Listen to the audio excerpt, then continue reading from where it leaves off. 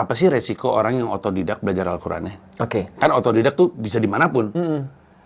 Ketika di Al-Quran jadi masalah nggak nih kalau otodidak gitu? Jawabannya enggak.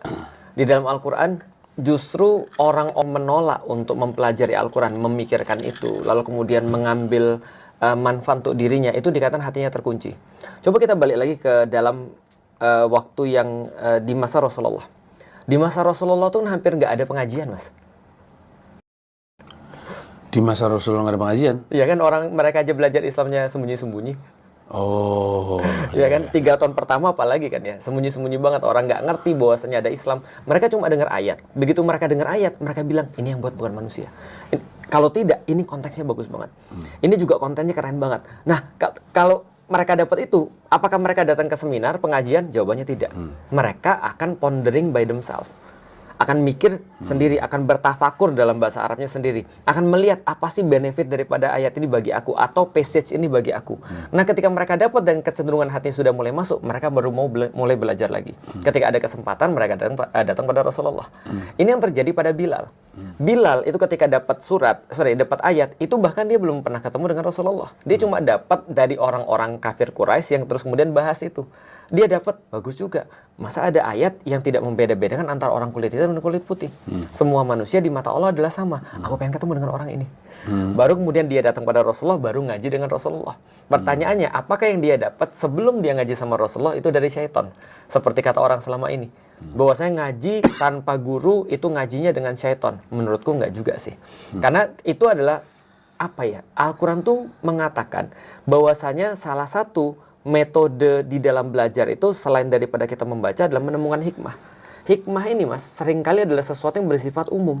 Contoh misalnya, nggak ada orang yang membenarkan atau lihat teriakan orang itu dia tega. Itu kalau normal, Mas ya. Ada anak kecil misalnya teriak-teriak, dia pasti akan mikir, ini siapa yang teriak-teriak? Dia kurang makankah? Dia disakitin orang kah? Nggak ada orang yang mau terima kalau dia dibohongin, bahkan seorang pembohong. Atau nggak ada yang terima tentang cewek dipukulin orang. Laki-laki misalnya, dia nggak akan terima. Artinya, itu semua adalah bagian daripada fitrah manusia, defaultnya manusia. Al-Quran itu nyasar pada defaultnya manusia. Misal contoh ya, ayat yang pertama turun, Iqra' bismi rabbikal ladzi khalaq.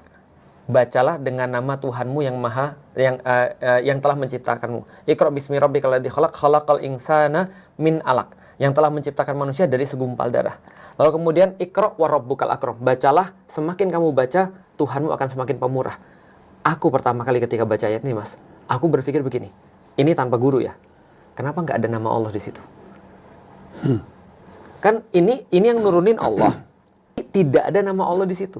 Aku mikir gini, iya ya, nggak enak ya masuk ke toko, lalu kemudian kita didatangin sama SPG, kemudian ditanya, Bapak perlu apa? Atau ada yang bisa saya bantu, Pak? Itu aku langsung merasa nggak nyaman tuh. Karena ada satu komitmen yang harus aku lakukan pada dia, apalagi kalau SPG-nya sudah dilatih.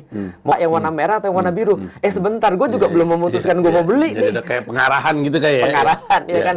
Nah, maka di dalam Al-Quran yang aku dapat pada saat itu, dan itu belum ada guru. Kenapa nggak ada nama Allah di sini ya? Iqra' bismi rabbikal ladzi khalaq. Baca dengan nama Tuhanmu yang telah menciptakanmu. Iya, aku lagi nyari Tuhan nih siapa?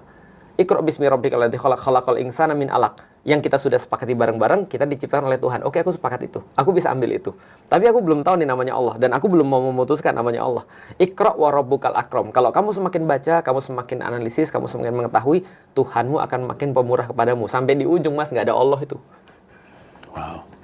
Artinya, kalau misalnya kita lihat, oke, berarti Al-Quran memberikan kita kesempatan untuk relate dengan kita masing-masing. Bagiku, ketika aku pergi ke toko, aku nemuin SPG nanya-nanya aku nggak nyaman.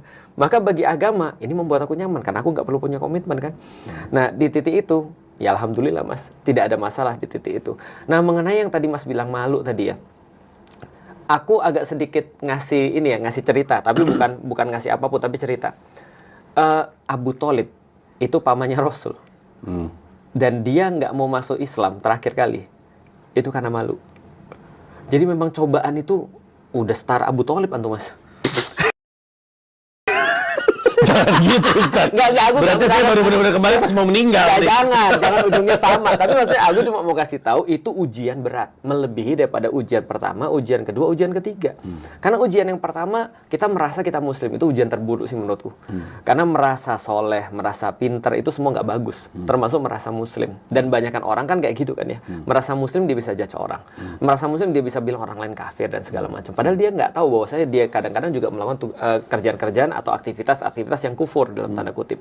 Lalu kemudian yang kedua, yang Mas bilang tadi, merasa bahwa aku harus menyembunyikan sesuatu. Cobaannya berarti adalah bermaksiat lalu sembunyi, diam-diam kan gitu kan ya. Yang ketiga, lalu kemudian cobaannya ganti lagi kan gitu kan ya. Terbuka sih, tapi maksiat. Tapi itu lebih bagus kan gitu kan ya. Lalu kemudian yang keempat, merasa malu ketika mau melakukan sesuatu yang baik. Nah, ini kan cobaannya Abu Thalib nih. Walaupun yang meninggalnya tadi kan belum sama, ya kan. Nah, tapi maksudku ya itu berarti udah meningkat tuh cobaannya tuh. Tapi gini Ustaz, kalau ditanya malunya sama siapa, saya juga agak bingung. Karena nggak malu sama Allah, Allah pasti akan menerima. Bener. Nggak malu sama masyarakat, karena saya nggak peduli. Nggak peduli gitu, kayak ya kita mau ngomong apa juga pasti akan diomongin orang. Kan? Nggak peduli gitu. Jadi saya juga agak bingung, lu malu sama siapa gitu? Sama comedian. Orang menertawakan saya mah biasa. Iya. Mungkin, nggak tahu, saya juga belum bisa jawab sih untuk sekarang, tapi mungkin inilah yang namanya mencoba untuk pulih dari saya nyebutnya sakit spiritual, karena saya percaya ada 3 jenis sakit: sakit fisik, mental, sama spiritual.